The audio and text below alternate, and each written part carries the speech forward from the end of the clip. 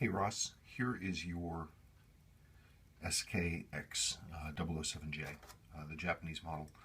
I've got it open and up to power. It's an interesting mix.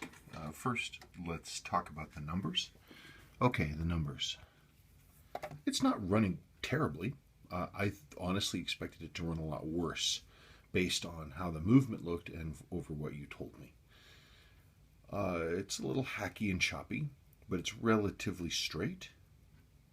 And the amplitude, while it's low, is not disastrous. It's, these should run in the 265, 275, 280 range when they're brand new and in good shape.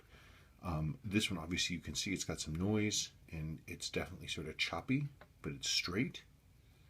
Ooh, it just took a huge dump. Not happy. But I've seen worse. About your movement, there's a few things that I'm seeing. One, it's just generally dirty. The winding weight is all, like the surface of it is all sort of scratched up and hacked up. There are like things stuck to the surface of different things. Like there was a big chunk of something, some kind of epoxy or something right here, right on this reverse head screw. And I had to chip it off to get it off because I wanted to look at this. I think the biggest problem that you're having, one, the movement is worn. Two, it's had water intrusion. Let's see if I can get this to show for you. I don't know if you can see that this stem right here is actually corroded. That means this crown seal is bad and water's been getting in here, which is not good. Another thing is that you can't, I'm trying to think if I can think how to show this to you. This, there we go. See how that intermediate wheel there, it's just winding and hopping back and forth? That is the jewel that it's riding in underneath. It's on this plate is just completely worn out. I forget if that's a jewel or a bushing here, but that should not happen. That's bad. Also, it has the craziest slop I have ever seen on one of these. Hang on just 1 second. I'll try and do this.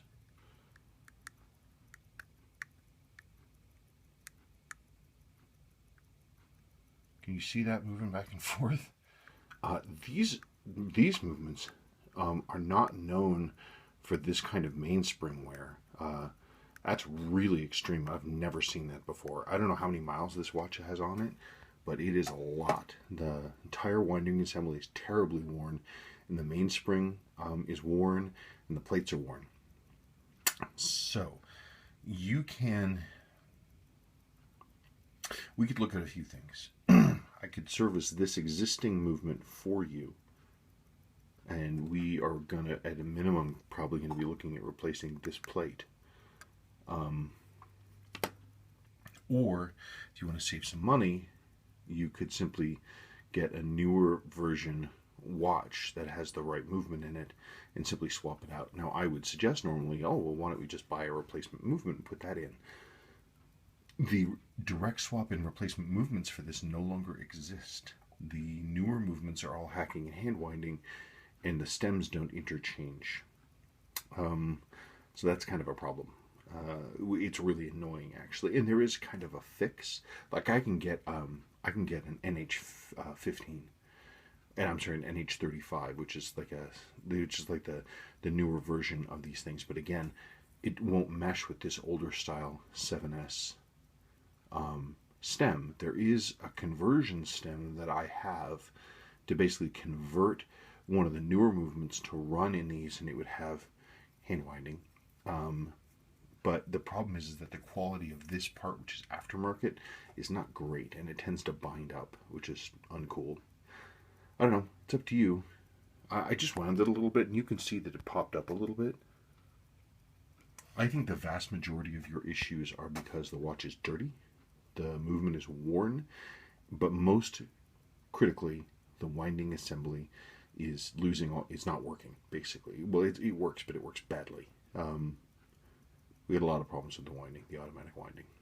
So I guess you should decide what you want to do. Go from there.